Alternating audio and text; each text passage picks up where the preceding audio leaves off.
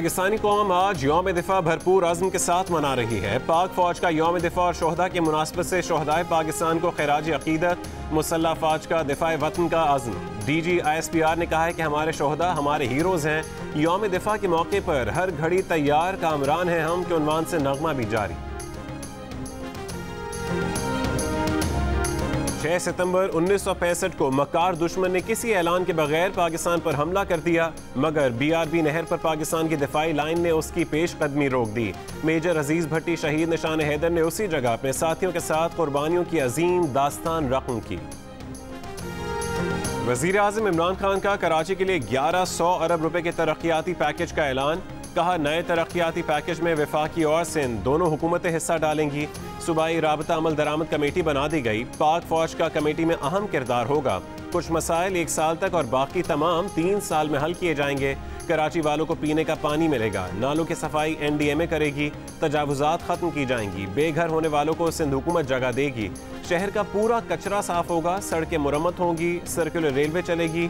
Public transport आएगी। कराची के लिए सब ने हाथ मिला लिए।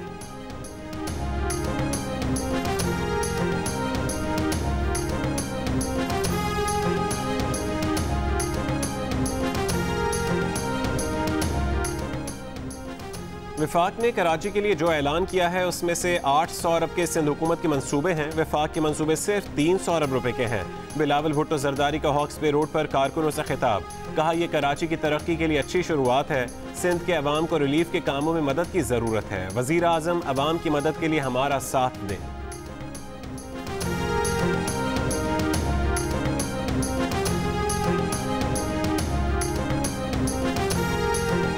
वज़ीर आज़म ऑफिस ने 11 खरब 13 अरब रुपए के कराची ट्रांसफॉर्मेशन प्लान की तफसीलात जारी कर दी। पीने के साफ पानी की फरहमी के मंसूबों पर 92 अरब रुपए, सीवरेज ट्रीटमेंट के लिए 141 अरब रुपए और नालों की सफाई और सॉलिड वेस्ट मैनेजमेंट के मंसूबों पर 267 अरब रुपए खर्च होंगे। एलानी बहाली पर 41 अरब रुपए और मास transit, rail and road transport के लिए 572 अरब रुपए मुख्तस किए गए हैं।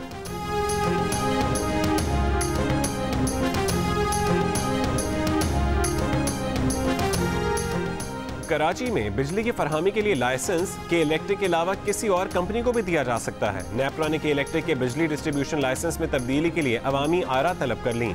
अवामी राय नेपरा की वेबसाइट पर मांगी गई हैं।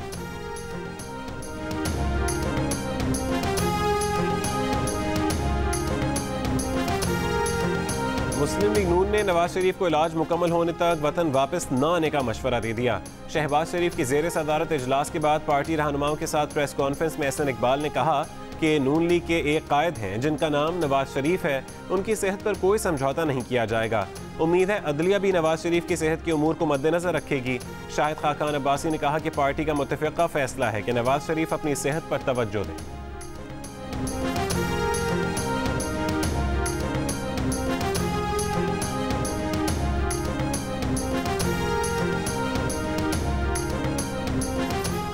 साबिक वज़ीर आज़म नवाज शरीफ 10 सितंबर तक न आए तो नून लीग में से शीन लीग अलग हो जाएगी। वफाकी वज़ीर शेख रशीद अहमद का नया दावा। कहा, जितना मर्जी छुपा लें, पथराव वाली पार्टी मुज़ाकरात वाली पार्टी के साथ चलने पर तैयार नहीं है। मरीम नवाज की पेशी पर सारे नून लीग आए, शीन लीग का एक बंदा भी नहीं आया। APC टाएं फिश हो गई क्योंकि नून लीग और पीपल्स पार्टी वाले इस्तीफे नहीं देंगे। दोनों पार्टियां फजलुर रहमान को कोई तहरीर भी देने पर तैयार नहीं क्योंकि वो मुज़ाकरात का दरवाज़ा बंद नहीं करना चाहती।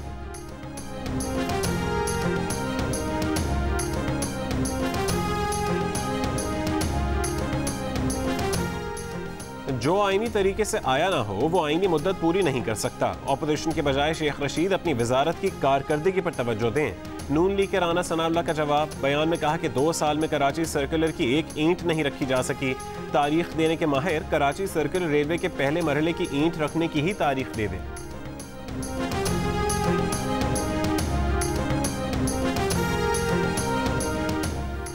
सिंध और पंजाब में बारिशों के बाद सैकड़ों देहात ज़ेर आब हैं। सांगढ़ की तहसील सिंधड़ी के कई देहातों में कच्चे मकानों की दीवारें गिर गईं, झोंपड़ियां मुनहदम हो गईं। खवातीन, बच्चे और बुजुर्ग सड़क किनारे पनाह लिए हुए हैं। मदीन की तहसील गोलारची में बचाव बंदों के 5 शगाफों ने लोगों को दरबदर कर दिया। डिगरी में 200 से ज्यादा गांव ज़ेर आब आ गए। सेम नालों के मुतादिद बंद टूट गए हैं। पंजाब के जिला लिया में 40 बस्तियां ज़ेर आब आ गई।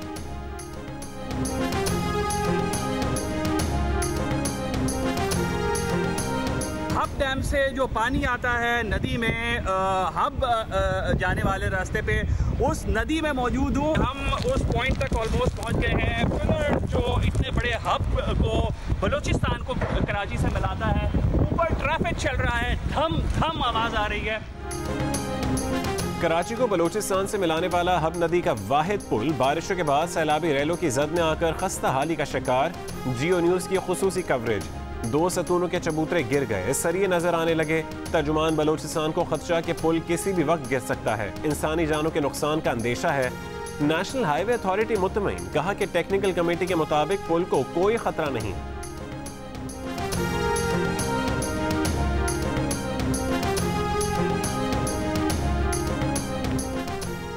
कराची की मली नदी में पानी की सतह बढ़ने से कॉजवे और कोरंगी क्रॉसिंग वाली सड़क ज़ेरे आब, ट्रैफिक के लिए बंद कर दिया गया। लोग नुकसान से बेखबर नदी पार करने की कोशिश करते रहे। बारिश के 10 रोज बाद भी झील बने नया नाजिमाबाद के कुछ ब्लॉक्स में पानी कम न हो सका। खारदर में कीचड़ और गटर का पानी अब भी मौजूद। डिफेंस के खैबान सहर और शुजात से निकासी आप का अमल जारी। सुरजानी टाउन, यूसुफ गोट और दीगर नशीबी इलाकों में भी गंदे पानी और कीचड़ से शहरी तंग आ गए।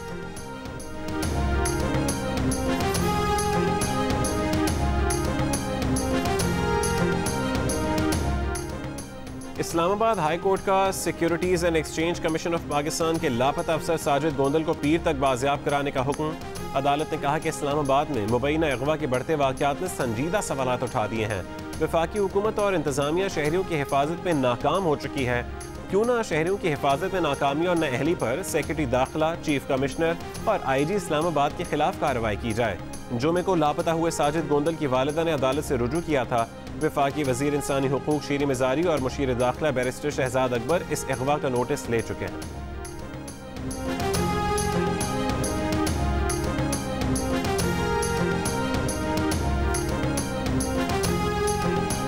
कोरंगी कराची में टारगेट किलिंग की गुत्थी सुलझ गई। फायरिंग करने वाला मुलजिम शाहरुख और एक लड़की भी गिरफ्तार।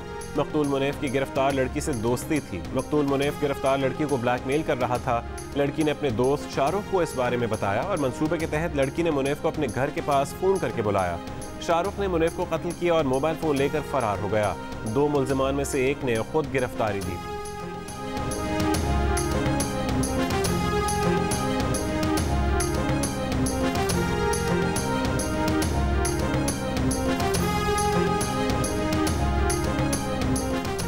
कोयटा में ट्रैफिक सार्जेंट की दिन दिहाड़े गाड़ी की सीधी टक्कर से शहादत के मुकदमे में साबिक रुकन असेंबली मजीद खान अचकजई बाइज्जत बरी हो गए।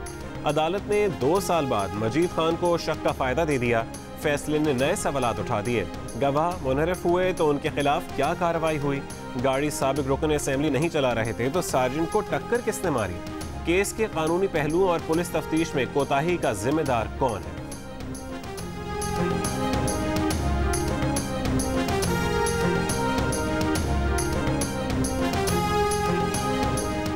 सहाफ़ी और समाजी कारकुन शाहीना शाहीन बलोच को तुरबत में कत्ल कर दिया गया। पुलिस के मुताबिक मकतूला शाहीना शाहीन बलोच को 3 गोलियां मारी गई।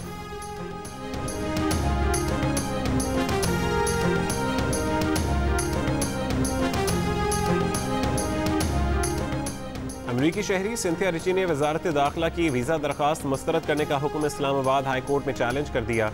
सिंथिया ने मौक़िफ़ अपनाया कि वीज़ा दरख्वास्त के लिए तमाम कानूनी तकाज़े पूरे किए। वजारत दाखिला ने कोई वजह बताए बगैर वीज़ा दरख्वास्त मुस्तरद कर दी। उन्होंने पाकिस्तान में केसेस कर रखे हैं और उनके खिलाफ भी केसेस चल रहे हैं। वीज़े में तोसी न देने से आलमी सतह पर तासुर जाएगा कि वजारत दाखिला जानबूझकर उन्हें केस की पैरवी से रोक रही है।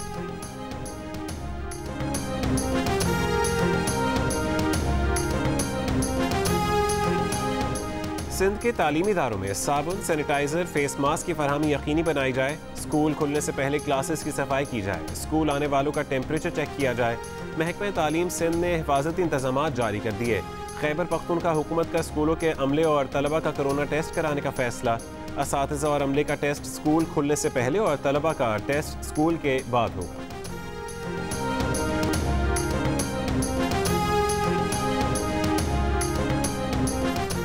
सिंध हुकूमत ने कराची में एक और जिले का इजाफा कर दिया। किमाड़ी जिले का बाज़ाब्ता नोटिफिकेशन जारी कर दिया गया।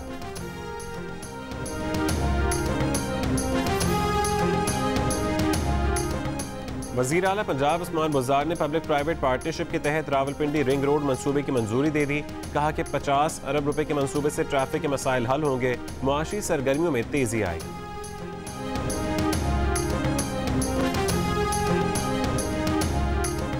एडिटर इन चीफ जंग और जियो ग्रुप मीर शकील रहमान 177 रोज से कैद में। मीर शकील रहमान की गिरफ्तारी, रोजनामा जंग, द न्यूज़ और जियो टीवी बंद करने की कोशिशों के खिलाफ मुख्तलिफ शहरों में एहतजाज का सिलसिला जारी।